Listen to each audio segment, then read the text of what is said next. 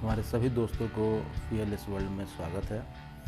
और हमारा लेक्चर जो है आगे बढ़ रहा है, जिसमें आज हम लोग जो है जानने वाले हैं हेल्थ एंड सेफ्टी पॉलिसी के बारे में, जो कि बहुत ही इम्पोर्टेंट डॉक्यूमेंट होता है health and safety management system में। बिना पॉलिसी के आप कुछ काम नहीं कर सकते। तो सबसे पहला जो डॉक्यूमेंट होता है हेल्थ एंड सेफ्टी पॉलिसी। तो इसमें जानेंगे making the management system work, the health and safety policy के बारे में।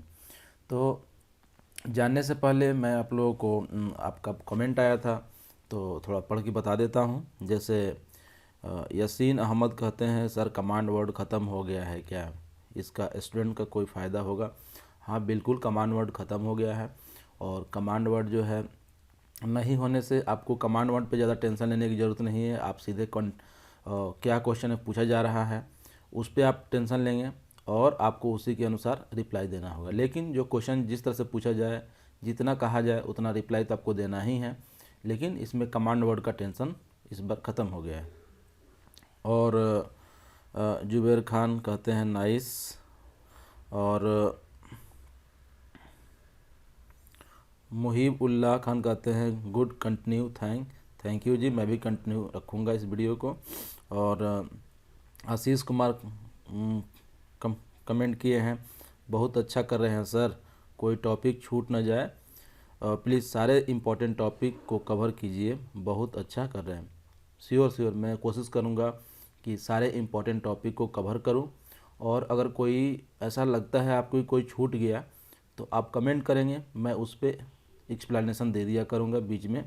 तो आई होप सारा का सारा इम्पोर्टेंट टॉपिक जो है क्लियर होगा। मैं इसके बाद एक एग्ज़ाम टेक्निक करके वो भी वीडियो डालूंगा, जिसमें कि आप एग्ज़ाम को कैसे आंसर देना है, क्वेश्चन को कैसे आंसर देना है एग्ज़ाम के टाइम में, वो भी स्किल आपके अंदर आएगा, जिससे कि आपको पास होने में ज़्यादा मदद मिलेगा। तो मैं अभी ये कंटिन्यू कर रहा हूँ IGC1, और सोच रहा हूँ कि बीच में पैरेलली जो है IGC2 भी कंटिन्यू करूँ, क्योंकि जो लोग 2 और 1 एक साथ तैयारी कर सकते हैं तो पर डे मैं एक लेक्चर डालने की कोशिश कर रहा हूँ। लेकिन मैं कोशिश करूँगा कि IGC1 एंड IGC2 दोनों का जो है पैरेलली वीडियो बनाऊँ, ताकि आप लोग एक साथ दोनों की पढ़ाई कर सकें। और कोई अगर कन्फ्यूजन हो रहा है तो आप श्योरली कमेंट करें, हमें अच्छा लगेगा। और मैं हो सकता है कि अगले वीडियो में उस चीज़ को एक्सप्लेन करूं, या हो सकता है उसके लिए सेपरेट टॉपिक भी करके वीडियो बना सकता हूं। क्या है कि 8 आवर्स ड्यूटी रहता है, जिसमें 9-10 आवर्स तो हो ही जाते हैं आते जाते लेके, तो उसमें समय निकालना पड़ता है आप लोगों के लिए। लेकिन फिर भी मैं आप लोगों के वेलफेयर के लिए मैं मॉर्निंग में अपना हाफ आवर या 1 आवर निकाल लेता हूं, और कोशिश करता हूं कि अच्छे से एक्सप्लेन करूं और हर एक टॉपिक को कवर करूं। और इरशाद अहमद कहते हैं can you provide us how to write question answer, it will help in exam for better result. Sure, मैं अभी ये यूनिट ख़त्म करने के बाद मैं एग्ज़ाम टेक्निक पे वीडियो बनाऊंगा, जिससे कि आपको काफ़ी हेल्प होगा। और आप क्वेश्चन को कैसे लिखना है, क्या कंटेंट होना चाहिए, और उसके बारे में मैं बताऊंगा कि आपको किस तरह एक सिस्टमेटिक वे लिखे, ताकि आप मैक्सिमम मार्क्स जो है सिक्योर कर पाएँ। क्योंकि अगर आप सही से नहीं लिखते हैं तो जितने उसमें आपके इम्पोर्टेंट पॉइंट होंगे उतने तो नंबर मिल जाएंगे, लेकिन आप फुल मार्क्स गेन नहीं कर सकते हैं। तो मैं उस टेक्निक के बारे में भी बात करूंगा। तो आइए स्टार्ट करते हैं हेल्थ एंड सेफ्टी पॉलिसी के बारे में।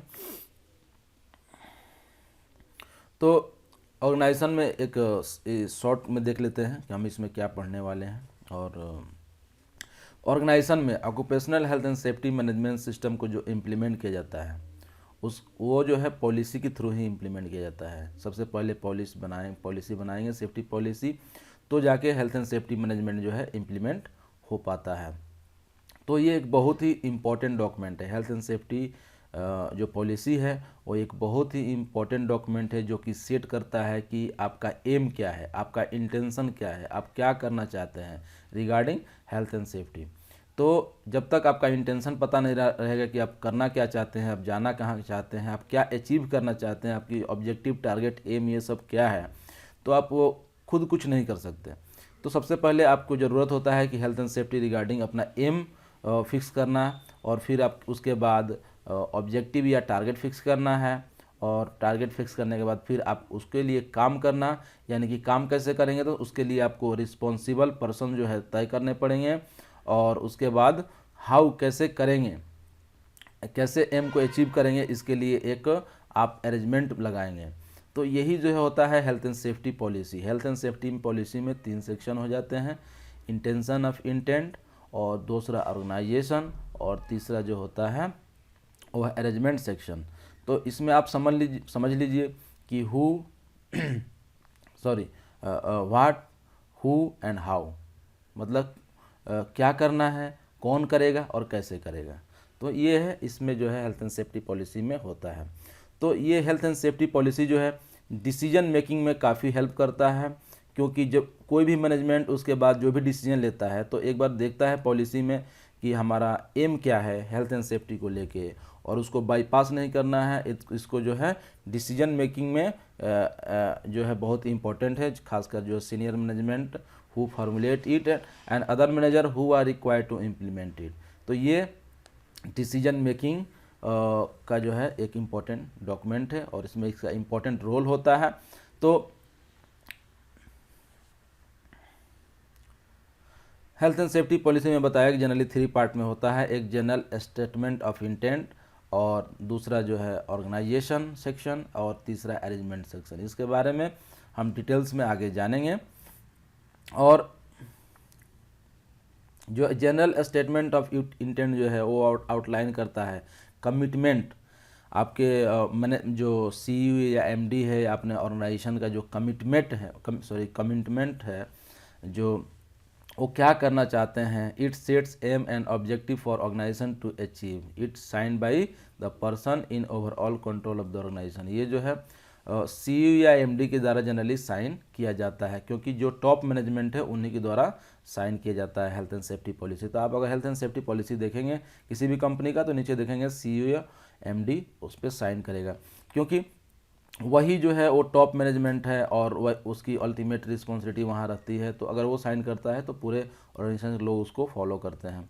और उसके बाद जो है ऑर्गेनाइजेशन सेक्शन में roles and responsibility that exist all level within the organisation, जो हर एक लेवल पे जो है रिस्पॉन्सिबिलिटी फिक्स किया जाता है ऑर्गेनाइजेशन सेक्शन में। It shows the line of responsibility and accountability. Responsibility मतलब क्या हो कि हमारा जो है क्या जो है जिम्मेदारी है, और अकाउंटेबिलिटी मतलब कि हम किसके लिए जिम्मेदार हैं। तो ये दोनों जो है अलग अलग पॉइंट है, और रिस्पॉन्सिबिलिटी एंड अकाउंटेबिलिटी।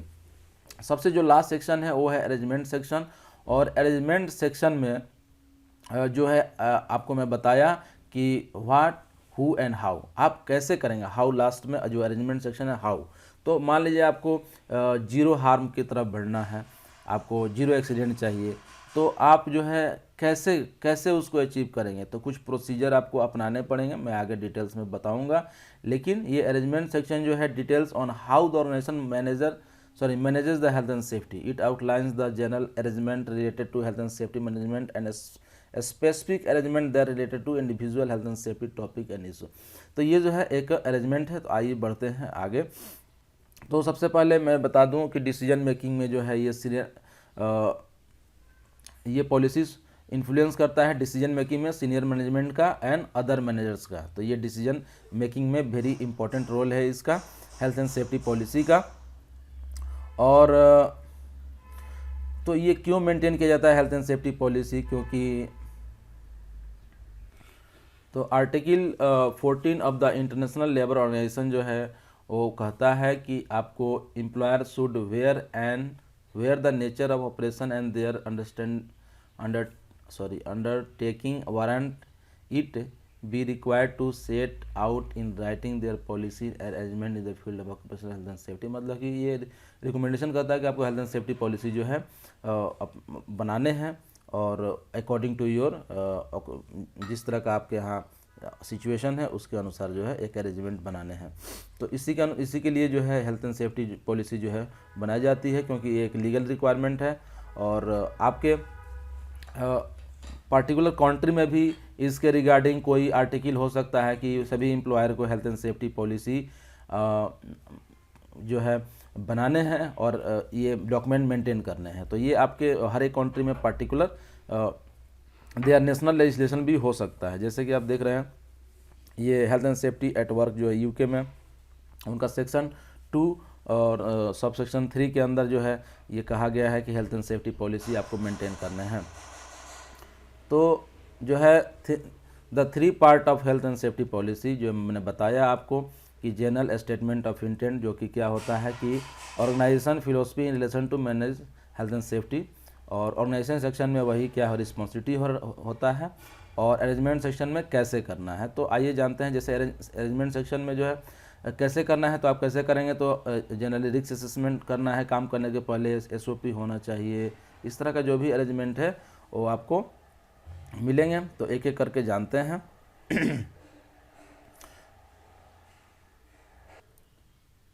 तो इस डॉक्यूमेंट में जो है मैंने आपको बताया कि जो टॉप मैनेजमेंट है अपना विजन, जो स्टेटमेंट ऑफ इंटेंट है, मतलब क्या करना चाहता है, वो इसमें तय करता है। साथ में इसमें ये भी मेंशन होना चाहिए कि हाँ जो भी लीगल रिक्वायरमेंट है यहाँ पे हमारे कंट्री में उसको कंप्लायंस देना है। और ये भी उसमें ये होना चाहिए कि हर एक आदमी, मतलब कि जो भी है कोई छूट ना जाए, सबकी हेल्थ एंड सेफ्टी की जिम्मेदारी है। तो ये उसमें बात रहता है। आप चाहें तो किसी कंपनी का हेल्थ एंड सेफ्टी पॉलिसी देख सकते हैं, या मैं शेयर कर दूंगा इस यूट्यूब पे पोस्ट पे एक फ़ोटो उसका शेयर कर दूंगा, जिससे कि आपको हेल्प मिलेगा, आप पढ़ पाएंगे कि कैसा होता है। तो केवल जो है फर्स्ट पेज रहेगा, यानी कि जो आपका स्टेटमेंट ऑफ जनरल या स्टेटमेंट ऑफ इंटेंट की जो पार्ट होगी वही मैं शेयर कर दूंगा। अरेंजमेंट सेक्शन तो बड़ा होता है और रिस्पॉन्सिबिलिटी सेक्शन भी बड़ा होता है, तो मैं नहीं शेयर करूंगा। एंड ये जो है क्लियर होना चाहिए कि very that every person must comply with the safety with the policy and the senior breaches of policy may be treated as disciplinary offences. तो उसमें मैं देखा हूँ कि हेल्थ एंड सेफ्टी पॉलिसी में भी सभी इन्वायरमेंट को भी हेल्थ सेफ्टी इन्वायरमेंट पॉलिसी करके बनाते हैं। तो उसमें इन्वायरमेंट को भी, यानी जहाँ हम काम कर रहे हैं वहाँ के इन्वायरमेंट को कोई नुकसान नहीं पहुँचेगा और नहीं पहुँचाना है, ऐसा करके उनका रहता है हेल्थ एंड सेफ्टी पॉलिसी।